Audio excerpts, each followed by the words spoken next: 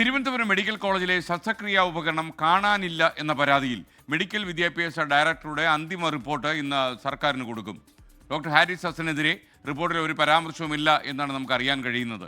ആശുപത്രി വികസന സമിതിയുടെ പ്രവർത്തനം കാര്യക്ഷമമാക്കണമെന്നാണ് പ്രധാനപ്പെട്ട ശുപാർശ. മാത്രമല്ല, ഈ കാര്യത്തിൽ ഇനി ഡോക്ടർക്കെതിരെ നീങ്ങണ്ട എന്നാണ് സംസ്ഥാന സർക്കാരിൻ്റെ തീരുമാനം. കഴിഞ്ഞ 3-4 ദിവസങ്ങളായി അതിന് കൊണ്ടുപിടിച്ച ശ്രമം നടക്കുകയാണ്.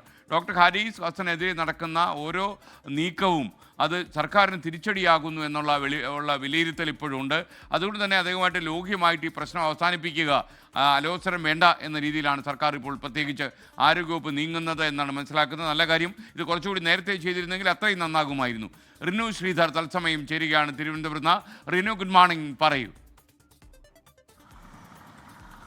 Good morning SKN. Thiruvananthapuram medical കോളേജിലെ ശസ്ത്രക്രിയ ഉപകരണ വിവാദം അവസാനിച്ചു എന്ന് തന്നെ നമുക്ക് പറയാം. കഴിഞ്ഞ ദിവസങ്ങളിൽ നമ്മളത് അക്കാര്യം ചർച്ച ചെയ്തതുമാണ്. എന്തായാലും ഈ ഒരു സമവായത്തിൽ എത്തിയ സാഹചര്യത്തിൽ ഹാരിസ് ഹസനെതിരെ വലിയ നടപടികളിലേക്ക് ഒന്നും തന്നെ സംസ്ഥാന സർക്കാരോ ആരോഗ്യവകുപ്പോ പോകില്ല.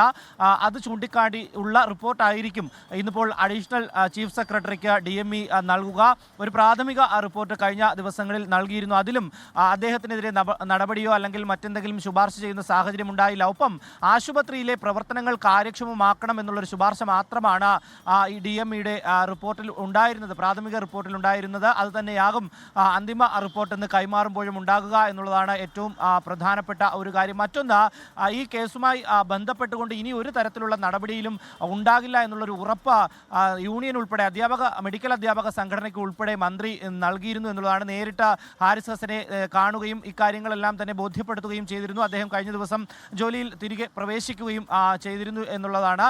മറ്റൊന്ന്, ഇതുമായി ബന്ധപ്പെട്ടുകൊണ്ട് ഇനി ഒരു നടപടിയിലേക്ക് പോകില്ല എന്ന് പറയുമ്പോൾ പോലും ഒരു ചട്ടലംഘനം നടന്നതായി അദ്ദേഹം തന്നെ, ഹാരിസ് ഹസൻ തന്നെ സമ്മതിച്ചിട്ടുണ്ട്. സോഷ്യൽ മീഡിയയിലൂടെ ഇത്തരം കാര്യങ്ങൾ പുറത്തേക്ക് പറഞ്ഞത്. അതിൽ ഏതെങ്കിലും തരത്തിലുള്ള ഒരു താക്കീതോ അല്ലെങ്കിൽ ചെറിയ ഏതെങ്കിലും ഒരു നടപടി മാത്രമേ ഉണ്ടാകൂ, അതിലൊതുക്കും എന്നുള്ളതാണ് പ്രധാനമായും നമുക്ക് മനസ്സിലാക്കാൻ കഴിയുന്നതും ലഭിക്കുന്ന വിവരവും. എന്തായാലും മെഡിക്കൽ കോളേജ് ശസ്ത്രക്രിയ ഉപകരണ വിവാദം ഇതോടുകൂടി അവസാനിക്കുന്നു എന്ന് തന്നെ നമുക്ക് പറയാം. SKN.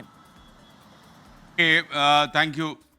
ലോകത്തെവിടെയായാലും ഏത് സമയത്തും 24 വാർത്തകളും ഓഗ്മെന്റഡ് റിയാലിറ്റി പാക്കേജുകളും എക്സ്പ്ലെയിനറുകളും വിശദമായി കാണാൻ ഞങ്ങളുടെ YouTube ചാനൽ നിങ്ങൾക്ക് സബ്സ്ക്രൈബ് ചെയ്യാം.